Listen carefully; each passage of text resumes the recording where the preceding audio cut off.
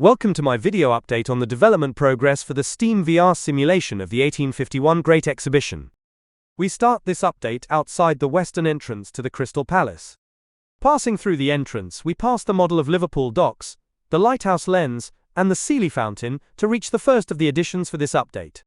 This marble font is by Henry Prince Peyman of Abingdon. It is now at St Helen's Church, Abingdon, and we are grateful to them for allowing us to model it. We now take the stairs to the North Gallery, turning west at the top of the stairs, passing the comic electric telegraph and the typograph, to reach the stand of William Edward Kilburn, who displayed several daguerreotypes, mainly of groups of people, these groups being hand-colored. This image of the Swedish opera singer Jenny Lind standing next to a mirror showing her reflection is described in contemporary documentation from the Great Exhibition, so we can be certain this particular image was displayed. We now travel the full length of the Northwest Central Gallery, which affords an excellent view of the British Nave, the Rosse Telescope, the Coalbrookdale Dome, the Dent Turret Clock, the Stone Cross, the Thomas Fountain, the Canadian Timber Trophy. We now turn north, passing the stand of Samuel Alcock. Passing round the northern end of the transept, above the main refreshment court. In front of us is the newly added display cabinet of John Joseph Mechi, which displayed articles such as jewel and needle cases, tea trays, plus hairdressing equipment. Turning south, we come to a long stand shared by taxidermists James Gardner and Abraham D. Bartlett. At the southern end of this stand is a reconstruction of a Dodo by Bartlett, which won a prize medal.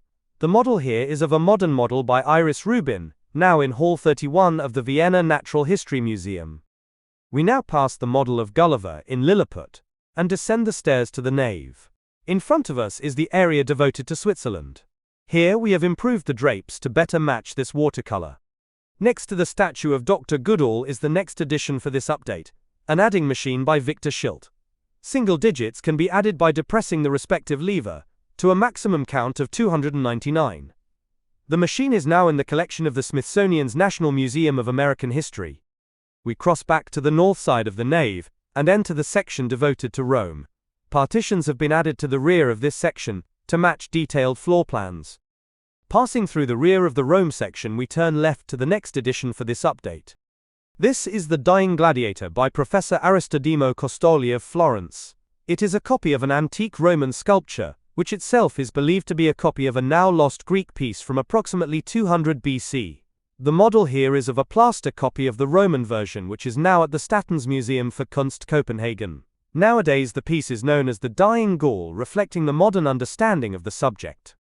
We now return to the nave and turn east, passing through the sections devoted to France, Belgium and Austria, to reach the section devoted to the Zollverein.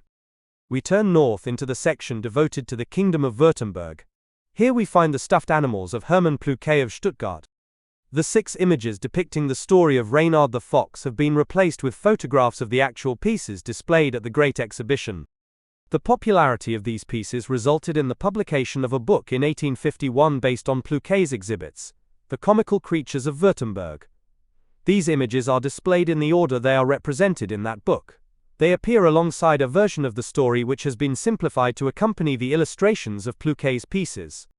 These 6 pieces are now in a private collection, and we are grateful to Dr. Pat Morris for the photographs. Don't forget, the simulation can now be downloaded from Steam. It is free of charge, and always will be. Although best when used with a VR headset, if you don't have a headset it will also work in desktop mode, using your monitor, keyboard and mouse.